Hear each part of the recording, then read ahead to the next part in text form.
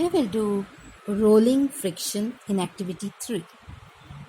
So this is an experiment similar to the static friction experiment, but then now we have the setup like this. We have a roller. So instead of a roller, we have used a vehicle, a toy vehicle. So it is having wheels over here.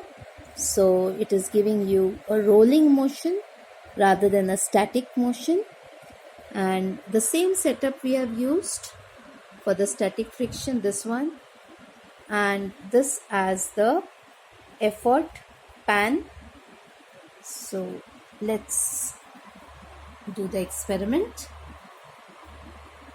Again, we are using these chocolates and these tablets as the weights.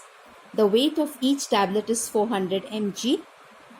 So let us put the weight and see what happens. So we put this one in our pan and it does not move. So we just pull it behind and see. It does not move. So we put another tablet in this. Oh, it went. So again we set it up and check it whether it's correct or not. Yes. Pull it back. Yes. It crosses more than half slowly. So we can take the reading. We have already found the weight of the roller, that is the small toy, as 20 grams by laws of moments. It was 19.99, so that is approximately 20. The empty pan's weight we have found out again by laws of moments as 1.5 grams only. So we required a very small pan in rolling friction, whereas in static friction we had a bigger pan. Now mass on the block, first we have 0, so no mass on the block. Then total load will be 0 plus 20, so that's 20.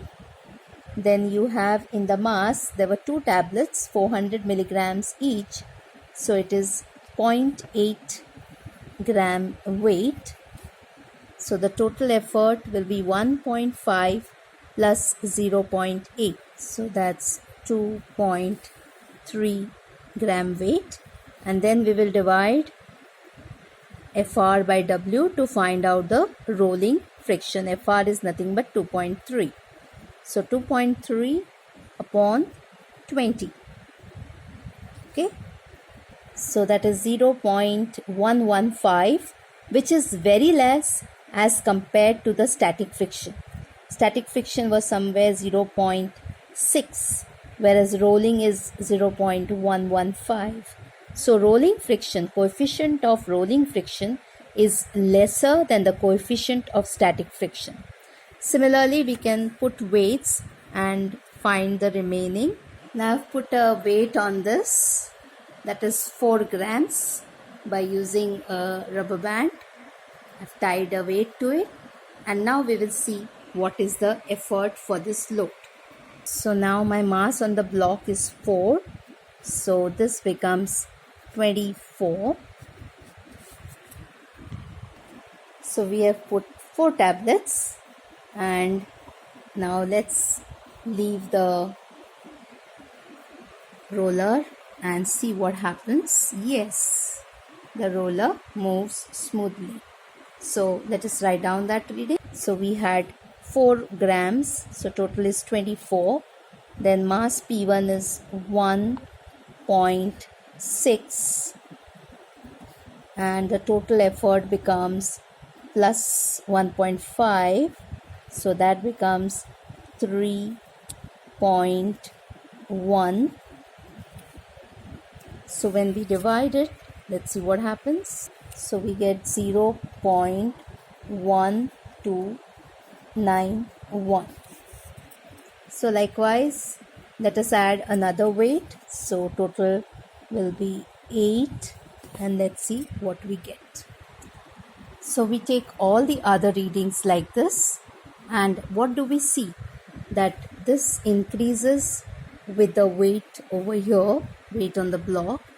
So the coefficient of rolling friction for the given surface, the mean comes out to be 0.1366, but still it is lesser than the static friction, so 0.1366.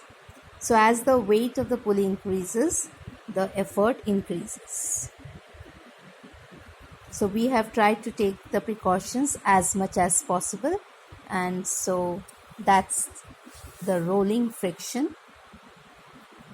So thank you.